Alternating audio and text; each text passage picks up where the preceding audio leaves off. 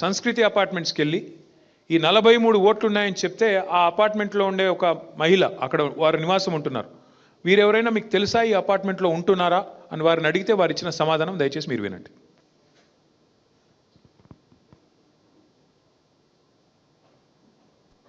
అసలు ఎవరు తెలియదండి. అసలు కంప్లీట్గా ఎంటీ, కొత్తగా వచ్చాము అందరం కొనుక్కుని, ఇందులో ఈ అపార్ట్మెంట్ ఫ్లాట్స్ కొనుక్కుని. ఇంతకుముందు ఎవరున్నారనేది ఎవరికి తెలియదు.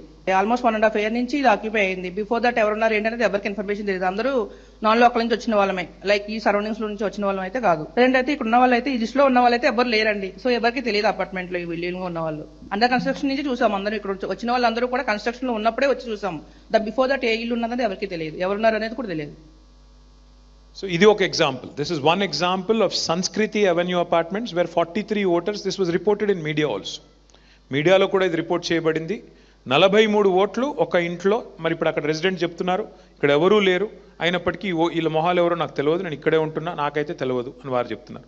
మాకు డౌట్ వచ్చింది మరి ఇంకా ఇట్లాంటి ఎన్ని ఉన్నాయని చెప్పి ఇంకొక చోట పోయాం. అక్కడ 21 ఓట్లు ఉన్నాయి ఒకటే ఇంట్లో ఉంటే అక్కడ పోయి చూస్తే 25 సంవత్సరాలు అయిందండి కేబుల్ ఆపరేటర్ గా నేను చేయబట్టి. ఒక్క నిమిషం, ఇది ఒక్కసారి ఆపమ్మ. ఇది బూత్ నెంబర్ 125. ఒకటే ఇంట్లో 23 ఓట్లు. మాకు డౌట్ వచ్చి మళ్ళీ అక్కడ పోయాం. ఇంటి ఓనర్ పేరు నారాయణ గారు.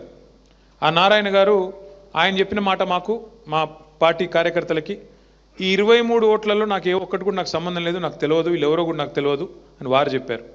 అట్లాగే అక్కడ ఉండే కేబుల్ ఆపరేటర్ ఉన్నారు, అట్లాగే ఆ పక్కింట్లో ఉండే ఆయన ఉన్నారు. వాళ్ళిద్దరు వాయిస్ కూడా తీసుకున్నాము. వాళ్ళిద్దరు చెప్పి ఆ కేబుల్ ఆపరేటర్ గారు చెప్పింది మొదటి నుంచి ప్లే చేయండి.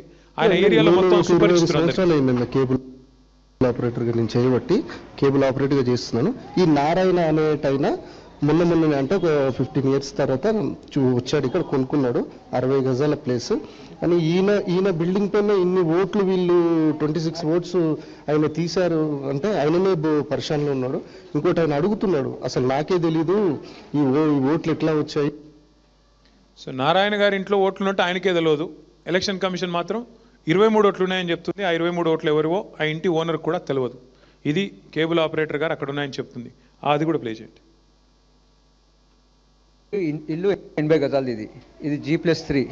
నిన్న ఇదేమైందంటే లిస్ట్ తీసుకొని ఓనర్తో మాట్లాడితే ఓనర్ది ఒకటే ఓటు ఉంది, మిగతా రెంటర్స్ 2 ఉండాలి, ముగ్గురు, టోటల్ 3 ఓట్లు. ఈ మిగతా వాళ్ళు చూపెట్టిన ఇల్లు ఎవరని అడిగితే ఓనర్ చెప్పి నాకు ఎవరు తెలియదు దీనిలోకి వెళ్ళి నన్ను అడిగి చెప్పింది. ఓనర్ అడిగినా మీరు గుర్తుపడతారా, మీ దగ్గర రెంట్కుంటున్నా ఉన్నారా ఇంతకుముందు తెలుసా అంటే, నాకు ఈ ముఖాలు ఎవరు తెలియదు, నేను ఫస్ట్ టైమే చూస్తున్నా. నేను ఫస్ట్ టైం చూస్తున్నా, నాకు ఎవరూ తెలియదు, వీళ్ళు ఎవరు కూడా తెలియదు, ఈ ఓట్లు అసలు లేదు, సంబంధం లేదు. Not a single voter who is registered in this house in booth number 125 is known to the owner.